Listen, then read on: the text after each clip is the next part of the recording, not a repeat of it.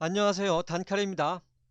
자, 오늘은 보조지표 중에서도 추세를 파악하는 데 유용한 보조지표인 MACD와 여기에서 파생된 MACD 오실러이터에 대해서 알아보도록 하겠습니다.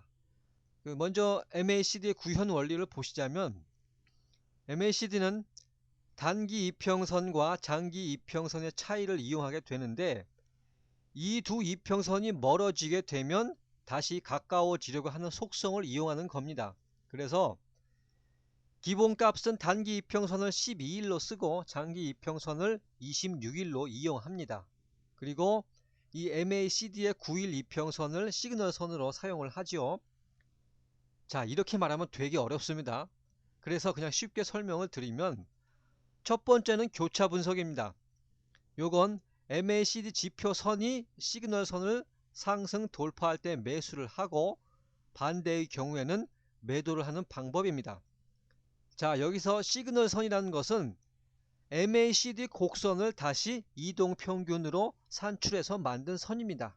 그렇게 이해를 해 두시면 되겠습니다. 우리는 전문적인 학자가 아니니까 이걸 만드는 방법을 알 필요는 없습니다. 이걸 이용해서 투자에 잘 활용만 하면 되죠. 자, 두 번째는 영선 분석입니다. MACD가 영선을 상향 돌파할 때 매수하고 반대로 하락 붕괴시킬 때는 매도하는 방법입니다. 그래서 동지표값이 영선 위에서 형성된다는 것은 강세장을 의미합니다. 반대로 동지표가 영선 아래에서 움직인다는 것은 약세장이라는 뜻이 되겠죠. 세 번째는 과매수, 과매도 분석입니다. 자, 동지표가 상승과 하락을 거듭하며 움직일 때 일반적으로 과거에 대비해서 저점 부근에 이르렀을 때를 과매도 국면이라고 합니다. 반대로 과거 대비해서 고점 부근에 이르렀을 때를 과매수 국면이라고 하죠. 자, 과매도 국면이라고 해서 반드시 매수를 해야 하는 것은 아닙니다. 바꿔 말하면 과매수 국면이라고 해서 꼭 매도를 해야 하는 것도 아닙니다. 과열이나 혹은 침체권에서도 상당 부분 기존의 추세가 지속되는 경향이 많습니다. 따라서 이럴 때는 좀 기다리자 하는 겁니다. 확실한 매매 신호가 나올 때까지는 관망을 하자는 것이죠. 그 다음에 다이버전스 분석이 있습니다. 이 분석은 원칙적으로 아래 위로 진동하는 모든 보조지표에 적용을 할 수가 있습니다. 자, 이러한 다이버전스는 상당한 시간차를 두고 나타나기 때문에 중장기적인 매매 신호로 볼 수가 있습니다.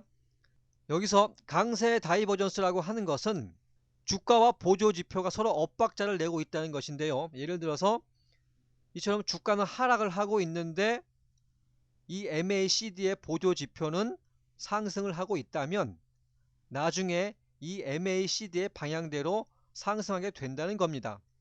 반대로 약세 다이버전스라고 하는 것은 주가는 계속 고점을 높이면서 올라가고 있지만 보조지표의 고점은 점점 하락한다는 겁니다. 그래서 이러한 약세 다이버전스가 나타나면 향후 주가는 상승 추세를 마무리하고 하락 반전된다는 뜻입니다. 우리 실생활에서도 자동차를 몰고 가다가 신호등에서 정지를 하지요. 그러면 거기에서 바로 딱 멈추는 게 아니고 몇 초간의 제동 시간이 필요합니다. 그거하고 똑같죠. 내부적으로 점점 에너지가 소진되어 가고 있다는 뜻입니다. 자, 거래량에서도 말씀드렸죠. 상승하던 주가의 거래량이 감소를 하게 되면은 향후 하락 전환을 예상할 수 있다. 이것도 바꿔 말하면 약세 다이버전스의 한 형태가 되는 겁니다. 따라서 이것을 도식화하면 이런 그림이 되겠죠. 요 밑에 있는 것들도 약하기는 하지만 다이버전스의 한 형태입니다. 한번 유심히 보시면 금방 이해가 될 겁니다. 자, 그 다음에 MACD에서 파생된 MACD 오실레이터에 대해서 알아보도록 하겠습니다. 이 지표는 MACD의 약점을 보완하는 지표입니다. 굳이 비유를 하자면 아날로그 방식과 디지털 방식이라고 할 수 있어요.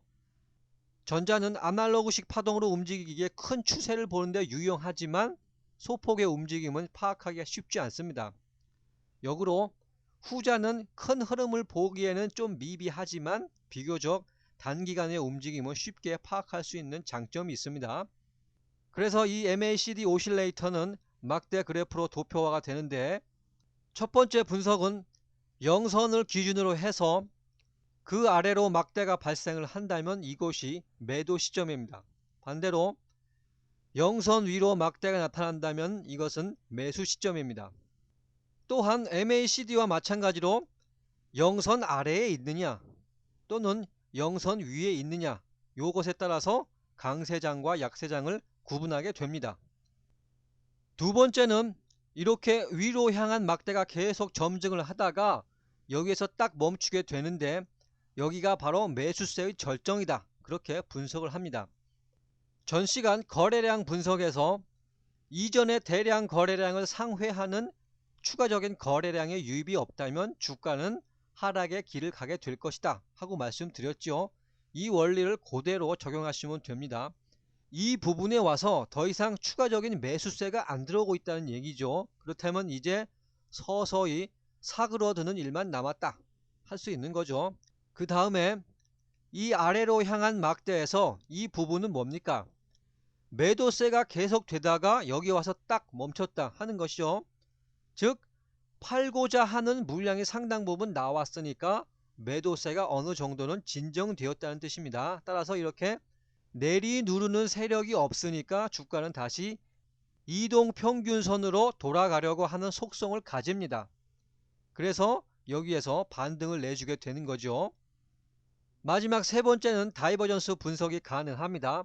아래 위로 움직이는 모든 보조지표에는 이 다이버전스 분석을 공통적으로 적용할 수 있다고 했습니다.